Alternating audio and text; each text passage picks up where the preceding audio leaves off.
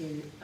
Mr Hatfield, I had the opportunity to meet with the Brisbane Flight Path Alliance, a community group that's incredibly concerned about noise, specifically on flight paths into the Brisbane airport, directly over their homes. And despite being in this shadow portfolio for a short amount of time, I've had hundreds of individuals email me daily with their concerns. They're concerned that they aren't being listened to, that the culture of Airservices Australia is not one of openness, of consultation, of sitting down with communities and understanding what their issues are.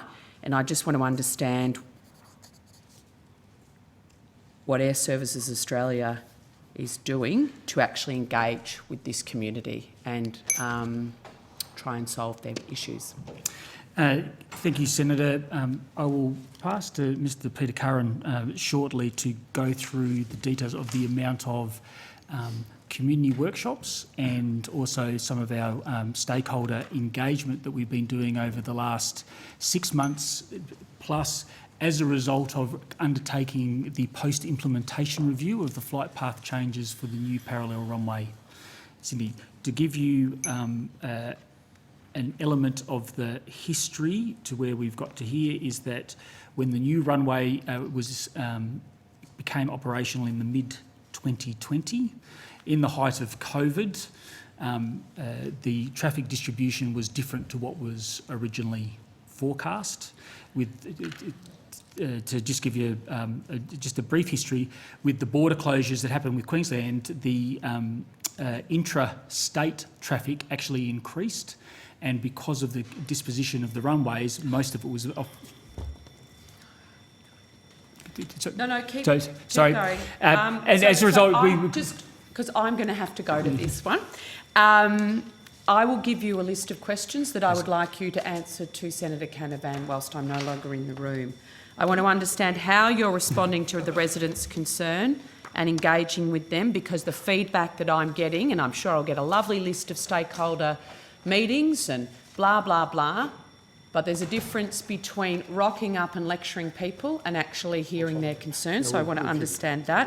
You've received a draft report on the post-implementation review. How does that review respond to the concerns of residents affected by the noise, and what options exist to help them address those concerns? Good. So if you could give the answers to all those questions, I will be back shortly. Thank you. I'd like to kick off. Peter Curran. Do my best to ask follow-ups. Thank you, Senator. Peter Curran, Airservices Chief Customer Experience and Strategy Officer. With regard to the direct questions of the Senator, the Airservices has been conducting a post-implementation review of the change that was implemented in Brisbane in mid-2020. That process is to take a 12-month period after the implementation of the change, so that we have a full set of seasons that we can understand the air transport movements and the way that weather, etc., has impacted. COVID obviously impacted that, as Mr Harfield's already touched on. So then we've gone into the post-implementation review proper since late last year. We did a series of engagements and consultations with community stakeholders as well as industry to understand what the terms of reference for that process should be. We then settled on the terms of reference and commenced the post-implementation review earlier this year. As a part of that process, and to give some greater independence to the process, Airservices engaged an international organisation called Trax International, who do this kind of work in the United Kingdom and also in Europe, to come in and conduct a review of the post-implementation review. That report was finalised, and there was a significant amount of consultation through February and March. I can confirm that there was more than 15 workshops held in February and March with Trax International and communities across southeast Queensland, focused in and around Brisbane largely, but also out into Samford and up to northern parts that are impacted, as well as the southern parts of or south of Brisbane River that are impacted by the new parallel runway and the changes to the flight paths. That report was finalised in September. Airservices took on all of the recommendations of that independent recommendation and then produced our post-implementation review report and published that to the community. We provided the community a period of comment, which was approximately 4 weeks. That just closed last week, and we received 440 pieces of individual feedback from community members. We're going through the process of reviewing that to understand that, and then we plan to complete the report with the recommendations that we'll go forward with for implementation in the course of next year and beyond. We plan to release that report this year by the 15th of December is the date that we're targeting at present, and we're very keen to get it done to get the response back to the community. With regards to, I think, the second question of the Senator around what are the types of, perhaps it was the third question in fact, what are the types of changes that we are able to make that will give potentially better noise outcomes to the Brisbane community. There's broadly 4 packages that we are proposing, and that's entirely consistent with the work of the independent company that we engaged to do the review of the work we were doing. The first package is around transparency of our planning and governance and also community engagement. The second package is around trying to maximise over-water flights. The positioning of Brisbane Airport is such that wherever possible, we seek to do a procedure called simultaneous opposite direction parallel runway operations. I'm sorry for the complexity. Essentially, that means we try to land and take off using both runways over the bay. And that obviously is the mode of operation that gives most noise relief to the residents of Brisbane. That is a mode that doesn't allow for really high capacity movement, so it constrains the operation of the airport and the industry. There's a balance to be struck with that, but maximising wherever we can those overwater flights. The third package is around reducing the frequency and concentration of overflight of communities, and that's about looking at multiple flight paths where we might be able to move noise around and better share it across communities. And the final package is around optimising that wider Brisbane airspace, which is potentially looking at a broader review of the way Brisbane airspace and potentially South East Queensland airspace operates. So I think they're the 4 packages that we would expect to look to work with communities over the next year or 2 to engage with them. I should say that we need to consult communities throughout the course of next year around the specific location of potential flight path changes. We're not at a point and we can't just go out and move a flight path. We need to go and consult communities about specific changes, and that work we intend to conduct next year. Okay. Just going back to the packages, what's the difference between 3 and 4? Because it's sort of similar, saying sharing is mentioned under recommendation 4.1 and recommendation 3.1.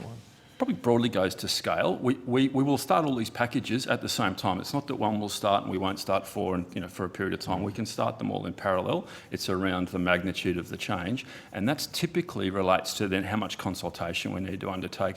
An example might be, Senator, that we could look to put 2 flight paths in to allow us to alternate departures off a particular runway, which would move and share noise between 2 communities.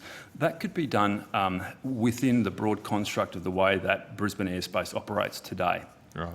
We hit a point where eventually, though, if you're going to change fundamentally how Brisbane airspace operates, we need to redesign. There's consequential impacts, flows through to the way other airports operate in and around South East Queensland, and flows into things like Amberley airspace. And so at a certain point, we can't make what I'd say small adjustments in package 3, and you need to step back and make a much broader change, and that's what package 4 could potentially involve. From my experience talking to people there in Brisbane, this sharing issue, is that something similar to what I think Heathrow does with their flight paths? Is that where we're moving towards? Because that's been raised with me multiple times. Why don't we just do what Heathrow does? Yes, and certainly that kind of approach is one of the options that we will be considering in more detail through the course of consultation next year. That probably came up because the independent organisation Trax is UK based and has done a lot of work with Heathrow. It's designed to Heathrow. They didn't design it, but they certainly engaged in the community consultation and in Gatwick. So those kinds of examples definitely came up. There are certainly options, but there are again impacts on certain communities for the Heathrow operation, and some benefits and some disbenefits to that model. We're not fixed on any particular model at the moment. What we're doing is looking at the potential for noise sharing opportunities and engaging communities on that. So the flight path that is currently chosen, that's causing all of this angst, and I'm often in Brisbane sometimes for functions, and I tell you what, I'd get pretty angry if I lived in some of the places that I've been, and you just flights over so constantly and you can't talk. Have they been chosen to optimise the costs of the airlines, to minimise their fuel costs, if you like? Senator, at no stage is there a single metric or a single factor that is taken into the design of flight paths. If you go back to the chronology of the airspace design in Brisbane, started in 2005-06 with a referral to the then minister. There's an MDP that's approved, and Airservices works within that airport. I beg your pardon, MDP, the Master Development Plan. Airservices works within that construct of an approved MDP and designs airspace which enables the approved capacity. And we seek to do that by balancing a range of considerations, including industry efficiency and noise impacts, environmental impacts on community, CO2, more notably becoming a consideration in recent times, not just noise in terms of environmental considerations, there's also areas of natural heritage, etc. Okay, so with this new model, these new packages, will you still be considering those other factors, the industry efficiency, for example? That'd still be a consideration? That's right, Senator. It's not a case of simply not considering. Airservices is required to ensure that safety is our primary consideration, as you'd expect, and then we're required to consider environmental impacts and industry as well. Okay. But, so how do you weigh these up? How is this algorithm, if you like, or formula that you're going to design, going to weigh up the costs of imposing noise on certain communities, and particularly significant and repetitive noise, compared to the extra costs of a more costly flight path? Senator, it's certainly not an algorithm. There are quantitative and qualitative metrics that go into it, and it's never just a single flight path in an environment like a Brisbane or a Melbourne or a Sydney. It is a network of flight paths, and so first and foremost, the network of flight paths that have to be safely separated and managed are designed, and then the potential for understanding the number of dwellings that are overflown, understanding the number of residents that are impacted by that design versus the track miles that are overflown and the CO2, as well as the consultation feedback that we get from both industry and community. And again, it's not just the lateral framing of a flight path, it's also the altitude at which the flight path is operating over a given community or location. So there's a fairly complex range of factors that get balanced. There is no simple algorithm for that kind of assessment. It's a fairly complex process that takes a lengthy period of time by necessity. And so will one of the factors that be feeding into this trying to minimise carbon emissions? Senator, track miles and CO2 emissions is a factor, yes. Okay, so with that being the case, some people are going to get more noise to lower our carbon emissions. Not necessarily, Senator. That's the trade-off, right? Well, the trade-off hasn't been made yet. The design hasn't been But there will be a trade-off. There's a balancing consideration. And so if we didn't have the carbon emissions target, people would get less noise over their houses.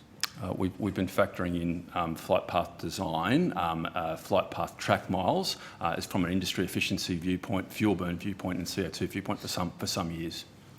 Okay, and how long, you mentioned you're going to is it a final report out before Christmas? That's correct, before the draft, the final, and you'll be consulting on implementation next year. I don't know if they were your words, but that's what it took away. I'd probably like to say implementation and design aspects of implementation, because the report does not say a flight path will be located over this particular community yet. Right. What it talks about is the desire that we've heard through the engagement that we've had with community and industry, that there be, for example, noise sharing outcomes. And so there'll be similar recommendations to what was in the draft, effectively. There might be some I'm not holding any changes, but there'll be a similar sort of level, if you like. They're fairly high level, those recommendations. I think that's probably a fair characterisation, Senator, yes. Okay. And so how long will this design and implementation phase take before we've got some alternative routes and relief for people in Brisbane? We're certainly expecting elements can be done relatively quickly around better use of overwater operations through the course of next year.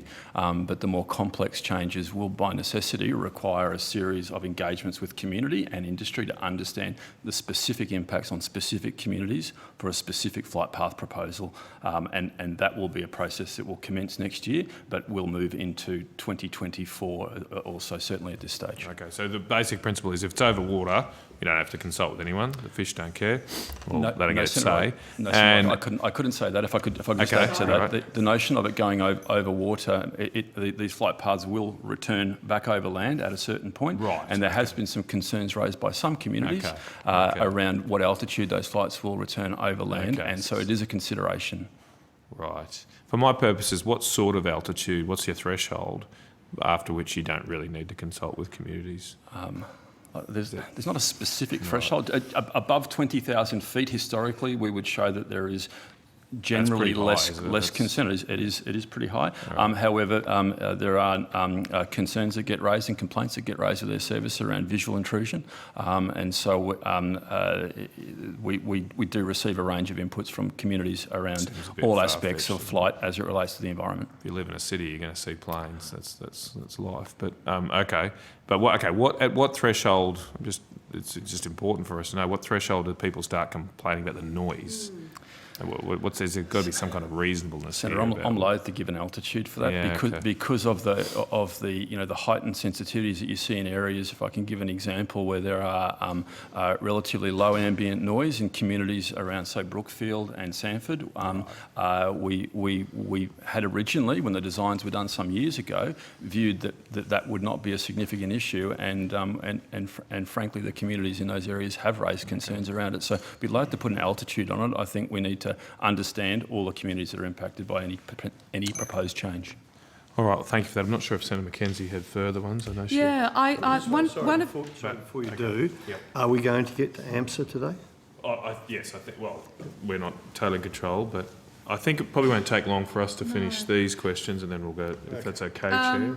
But, works. Okay. Yeah, look, one of the issues that I got was that your website was open to receive feedback on the draft report, and community members were seeking to give you feedback on that, and yet it seemed to crash around that. Like, did you receive any complaints from community members about not being able to upload their feedback to your draft report on your website? Senator, I have not received that. I'm not aware of it, and I believe if we had a crash around an issue, we've had the post I'm implementation happy to read the email review to open you. for 4 weeks. It's something that I'm surprised to hear, but You're surprised to hear. IT issues can happen from time to time. I'm not aware of it. I'll cede to Senator Wish-Wilson, but I'll be coming back, and I'm happy to read the email out to you. Thank you.